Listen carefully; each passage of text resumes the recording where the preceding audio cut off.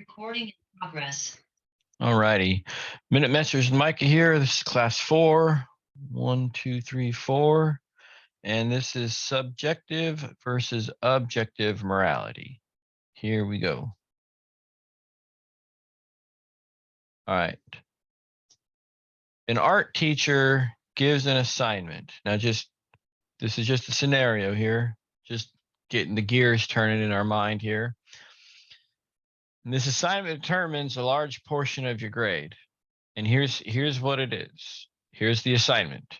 Paint the ocean and capture its beauty. There's your instructions. Use whatever colors you want. Be creative. Have fun. Go. That sounds like a typical assignment from a teacher right there. Yes. Yep. I'll put myself right there. Okay. So just simple examples here. We've got, let's say Steven. I think I gave him a name. I think this is Steven. He's an art student and he paints this. This is what he paints. It's the ocean and this is what he painted, right? Paint the ocean and capture its beauty, right? Okay, so that was his painting. And then we have, oh, okay. He got a C. He got a C for that. You tell me, is that A or C quality? Looks like, I don't know. Y'all be the judge, right? And then we have, we go Evelyn. All right. Obviously she's a little older in the face. That's fine. She taking this art class. Maybe it's a hobby, or maybe she's really going for a degree or something. Who knows, right? But she's taking it seriously.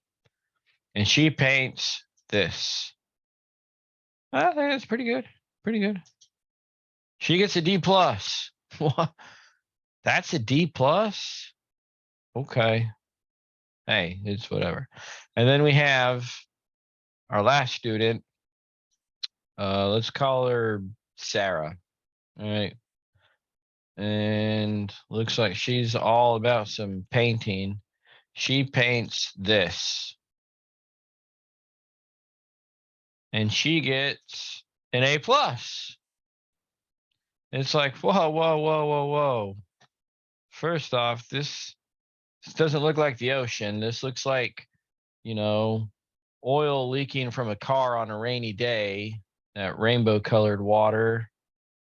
And it doesn't even look like she used paint. It looks digital. Just putting it out there, right? Observation. All right. Well, that's the assignment. That's the grades they got. So Steven and Evelyn ask why they received the grade that they did. And the teacher tells them they didn't capture the beauty that is the ocean. It's like, So that is a classic example of something being subjective. There was nothing objective about this assignment. It was very subjective. It was the teacher who determined what he likes or didn't like. And frankly, my thoughts, I don't think he was really looking at the painting as he was someone else. Just thought, hey, what do I know? But if I was Miss Evelyn right here and I got a D plus for this, I would not be a happy camper because it's subjective. There was no objective goals or criteria that were clearly stated. But this is a class example of something subjective. All right, so, and this is important, very important here. So objective versus subjective. All right, so objective. So we got 4, I don't know, apples, oranges, grapes, whatever they are, right? So he and she alike can both agree There's 4 here, right? That's objective. It's impartial, it's unbiased, it's factually based. This is what I like. Measurable outcomes and goals in reference to performance, like at work, objective goals, and it's not swayed by personal influence.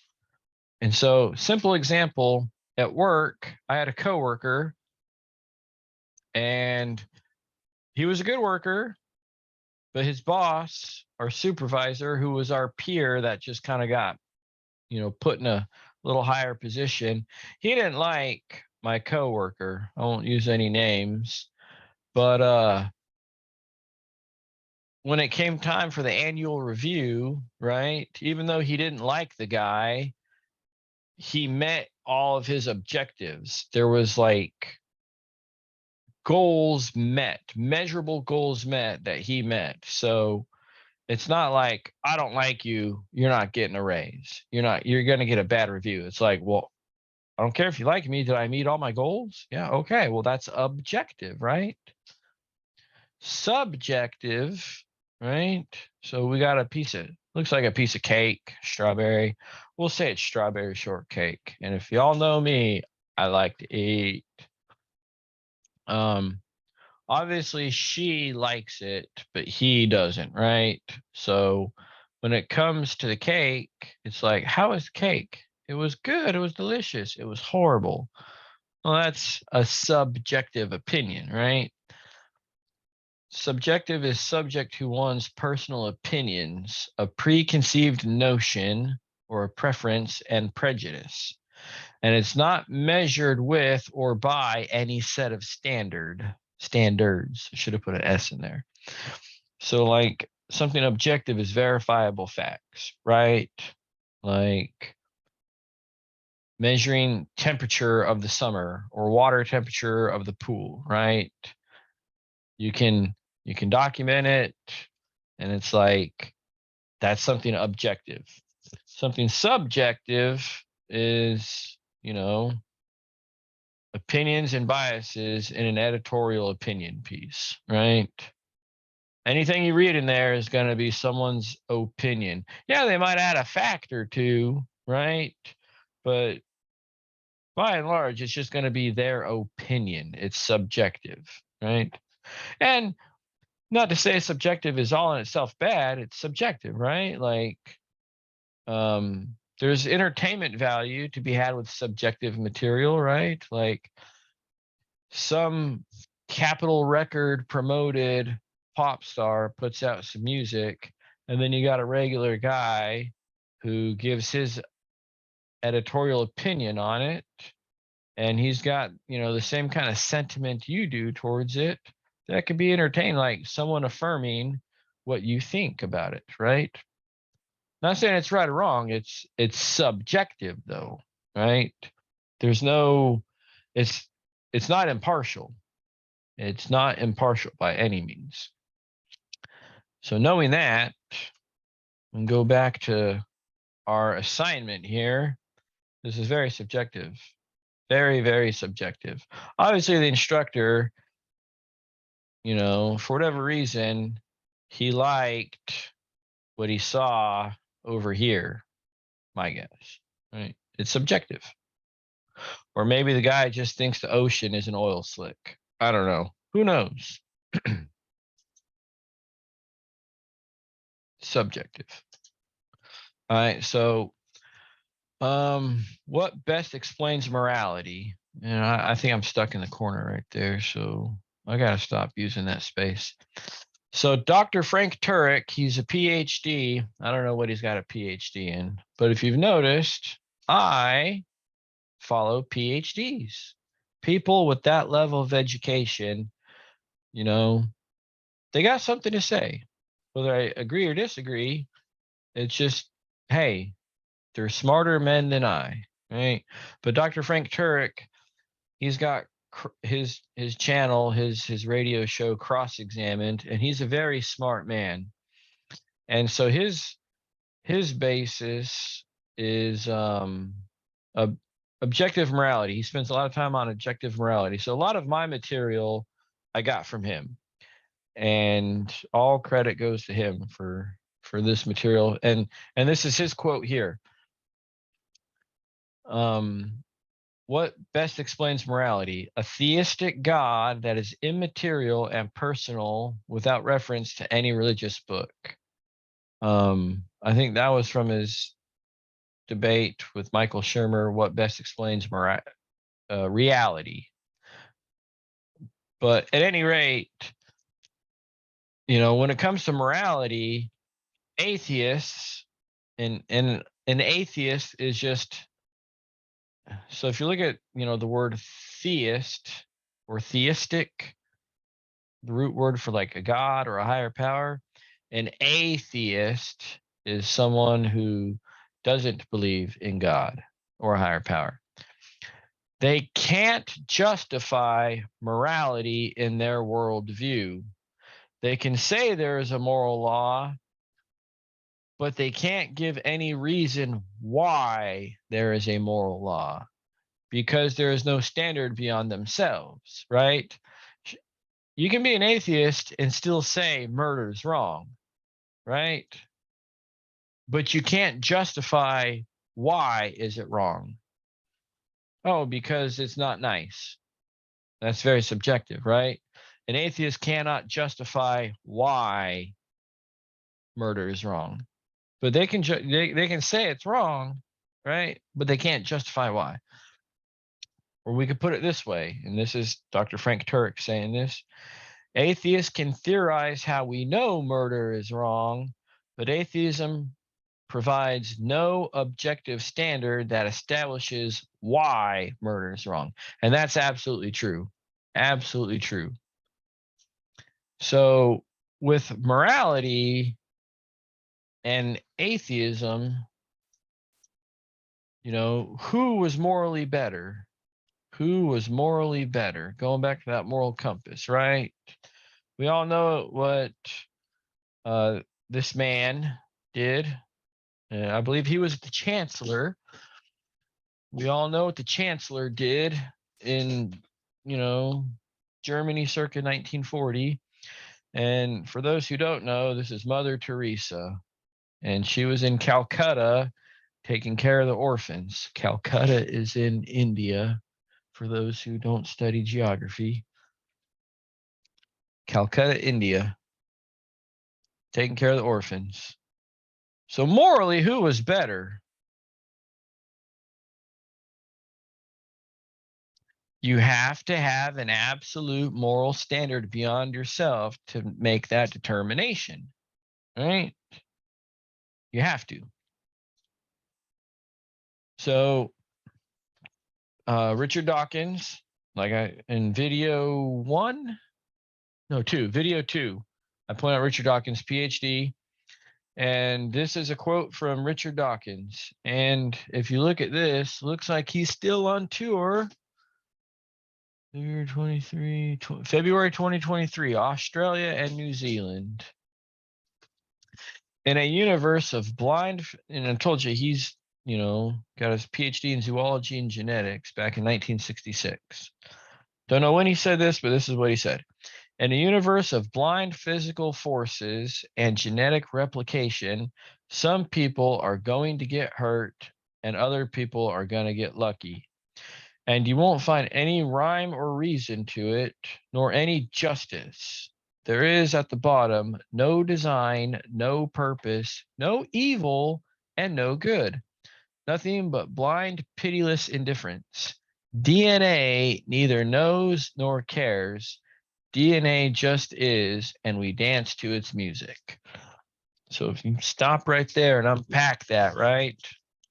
Use those critical thinking skills that we have, or every day we're sharpening those critical thinking skills. People are going to get hurt. So in a universe of blind physical forces, right? I don't like the term gravity. I disagree with the term, but I'll use it. Gravity, inertia, momentum, physics, right? and genetic. Basically, you got the world doing what it does. People are coming and people are going.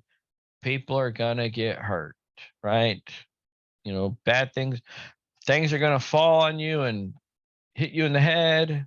Things are gonna happen. And there's no justice. There's no justice, and there's no design and no purpose to any of it. There is at the bottom nothing at the bottom line. Once you get through all the fluff, there's no evil, no good. It's like no evil, no good. That's pretty stark. That's pretty stark because if you think about it, oh man. All right, so we had genocide in Germany circa 1940. So according to him, the genocide in Germany circa 1940 was not evil, right? People are gonna get hurt. Some will get lucky, and there's no evil. It was not evil. So in the atheist worldview, because there is no God, there's no purpose, there's no design, this was it's whatever. It was whatever, right? Auschwitz. If y'all know anything about Auschwitz in Germany, not a good place to be at the time. And so some people are going to get hurt. A lot of people are going to get hurt cruelly and unfairly. And in the atheistic worldview, there is no justice to be had, right? Mr. Heinrich did some bad things, atrocities, if you will.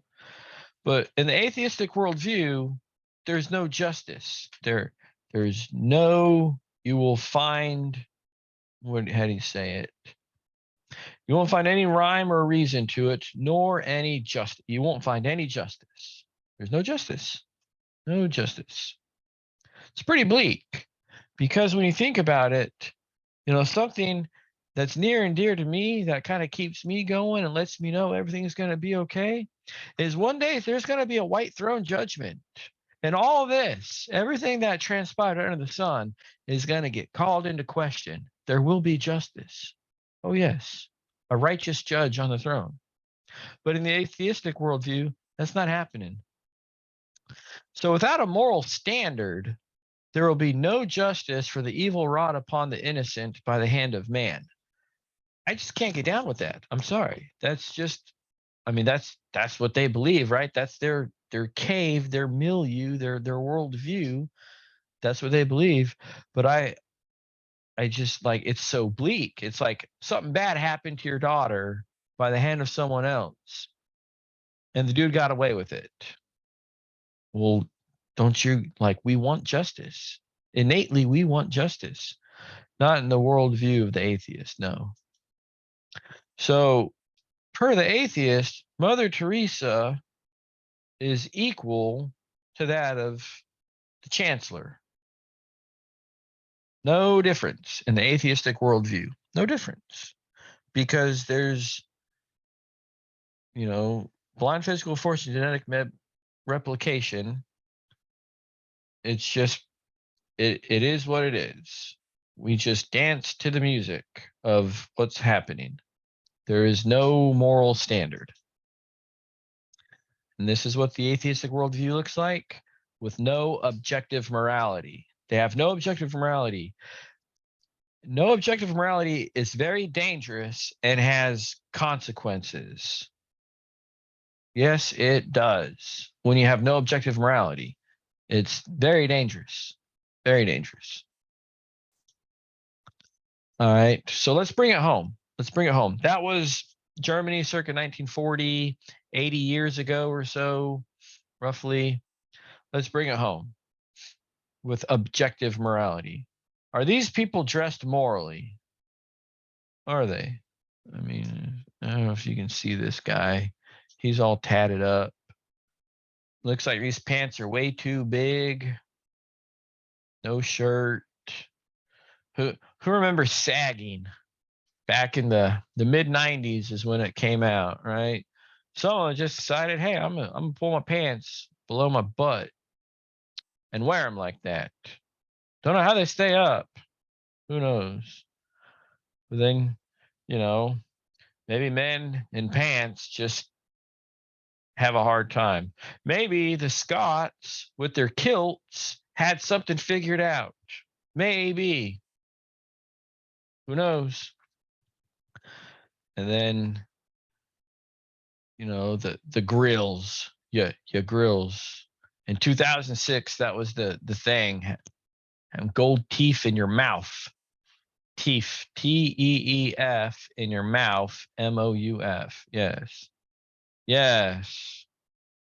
And then these guys looking all proper and presentable. Are they up to no good?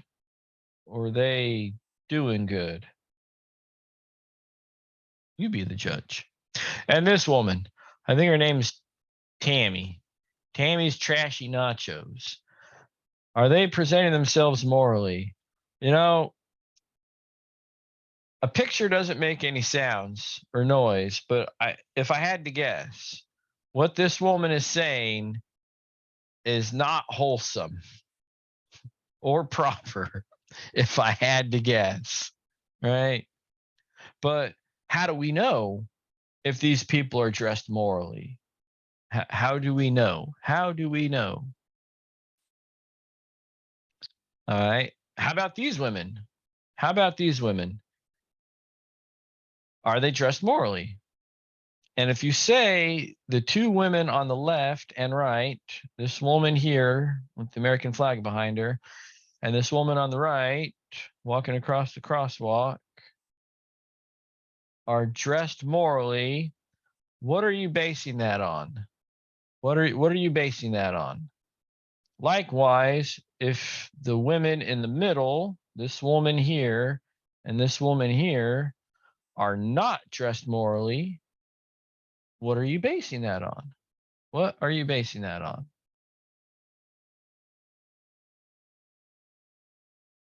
Your moral compass, right? Right? Is that right? Is that wrong? But the question is, what directs this compass? How does this compass know where true north is? How do you know where true north is? How do you know? You have to have an objective morality. You have to. Do men and women have the same value? Simple question. Man, woman. Do they have the same value? Is a man a little higher in value than a woman? Is a woman higher in value? Or are they equal? How do we know? What are you basing that on? What about physically superior men and women? Mr. Michael Phelps. And I was in the Army. I did some hua things in my day. But if I had to fight this woman, I'd probably take a beating. I'm just saying. I think a lot of men toe to toe with this woman would take a beating. I don't know if that's picture is real, but we're gonna go with it. Crazy. Are do they have more value than this guy who has no arms and no legs, but just a little flipper of a foot? Does Michael Phelps representing America, inspiring maybe another generation of people, giving people encouragement, winning all those gold medals? Does he have more value than this guy with no arms and no legs and need assistance? Just to, many places he goes. Does he have more value? What about poor people? Do poor people have as much value as hardworking people contributing to society, paying taxes? Does the guy working, an honest job, bettering himself, learning new things?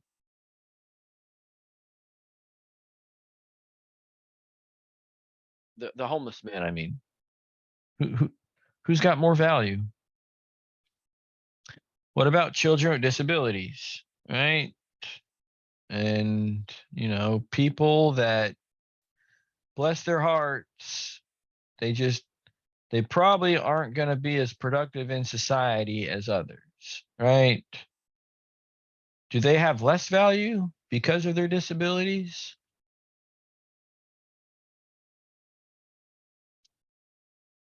Or no discipline heavy women?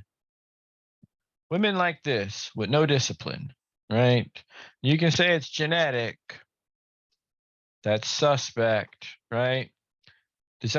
Do people like this, I won't say that one, but people like this, do they have value?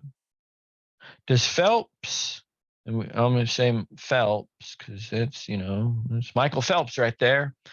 Does he have more value than this woman right here? Who's got more value? What about Lizzie Velasquez? And if you don't know who Lizzie, Lizzie Velasquez is a hero of mine. This woman, she is amazing. I get teared up every time I put her in my presentations because she's just an awesome, awesome woman. Unbreakable spirit. She's different than the rest of us. Does she have less value than, I don't know, some celebrity superstar? And what are you basing that off of, right? How do we determine the value of someone? It's a question. It's a question. All right. Our moral compass.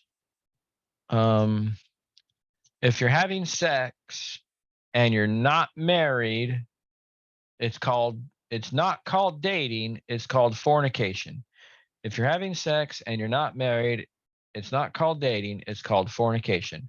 Whether you're both not married or you're married and you're having an affair with your spouse, that is fornication, right? Is that right?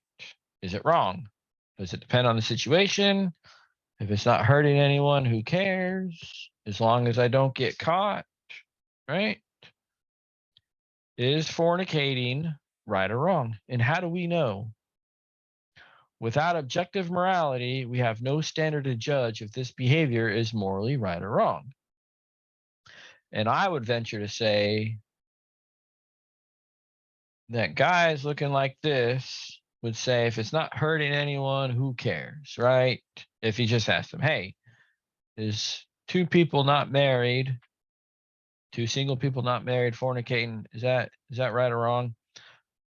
I don't think this guy's gonna care, right? And most people don't care.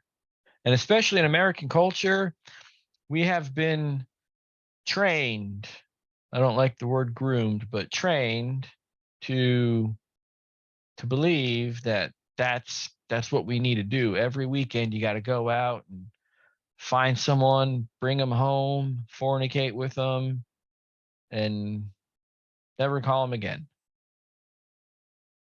It's like hunting, right? Is fornicating wrong? Is it? Is it? Philosophical question. All right. And without objective morality, everything is permissible. There is no standard of right and wrong. Oreos and salsa, like that, just, it's gross to think about. It is. But when you don't have objective morality, you're going to get some disgusting things. I just imagine that just being disgusting. It's hard to even think about. It really is. And I like me some Oreos and I like me some mild salsa, but I would never put the two together. But without objective morality, everything's permissible because there's no standard. There's no standard of what's right and what's wrong. There is no line. Truth becomes relative. You have your truth and I have my truth. Morality has no bearing or heading and goes astray fast. If you have no bearing, you don't know which way you're going, and no heading of how fast you're going to go astray fast. Unnatural acts, unnatural combinations of various kinds, and unnatural behaviors become widespread in a society and it becomes normalized. Unnatural behaviors become widespread and normalized.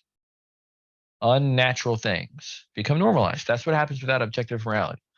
And also without objective morality, philosophical concepts of justice and mercy erode away, and society free falls into apathy. It's just not caring, lawlessness, and depravity. And we'll explore depravity further along. And from there, history has proven that certain groups of people are viewed as subhuman and are ultimately killed, right?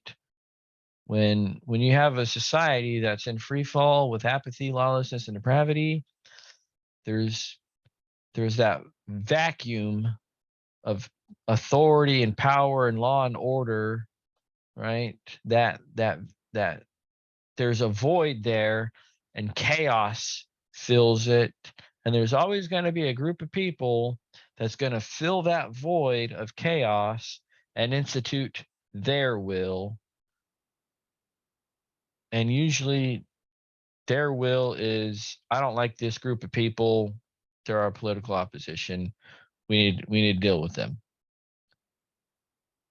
And so that's why objective morality is very, very important. Now, what that objective morality is,